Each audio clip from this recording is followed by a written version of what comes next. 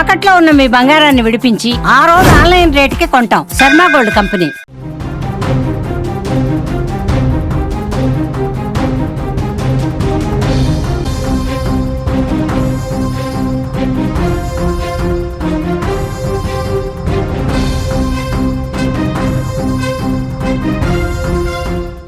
Trump America అధ్యక్షుడు అయినప్పటి నుంచి తన నిర్ణయాలతో ప్రపంచానికి షాకుల మీద షాకులు ఇస్తున్నాడు. అధికారంలోకి వచ్చిన వెంటనే భారత్ సహా పలు దేశాలపై భారీగా టారిఫ్లు విధించాడు. ఆ తర్వాత ఆ నిర్ణయాన్ని 90 రోజుల పాటు వాయిదా వేశాడు. ఇప్పుడు తాజాగా గడువు ముగుస్తుండటంతో టారిఫ్లు పెంచే పనిలో ఉన్నాడు ట్రంప్. అమెరికా ఎన్నికల సమయంలో ఉద్యోగాలకు సంబంధించి స్థానికులకే అధిక ప్రాధాన్యత ఇస్తానని చెప్పారు. ఇప్పుడు దానికి సంబంధించి భారత్కు షాక్ ఇస్తూ కీలక నిర్ణయం తీసుకున్నారు Trump.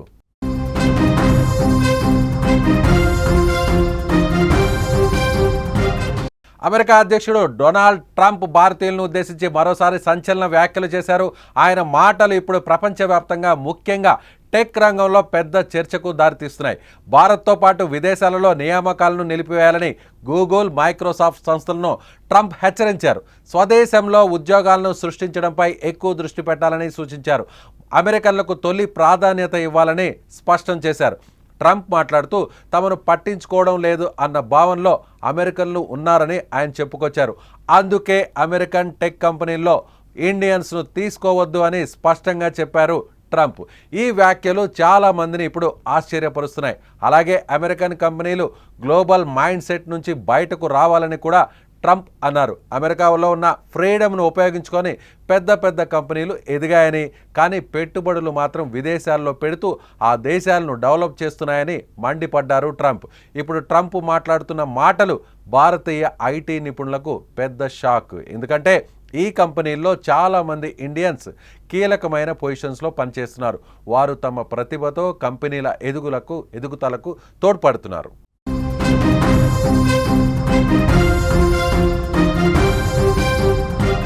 And perhaps most importantly, winning the AI race will demand a new spirit of patriotism and national loyalty in Silicon Valley and long beyond Silicon Valley.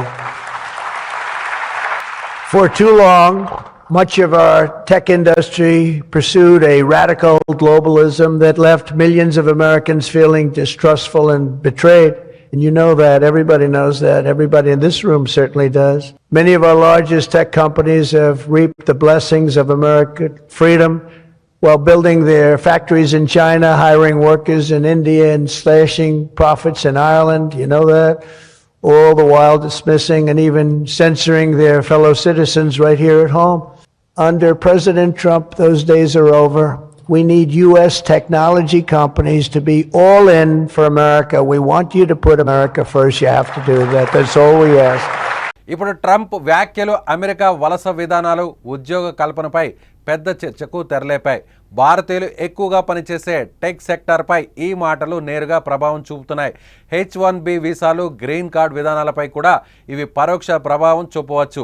రాబోయే రోజుల్లో దీనిపై మరింత చర్చ జరిగే అవకాశం ఉంది.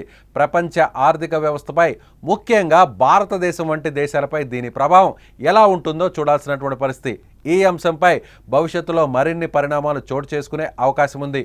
ఇది గ్లోబల్ టాలెంట్ పూల్పై ఎలాంటి ప్రభావం చూపుతుందో మరి వేచి చూడాలి.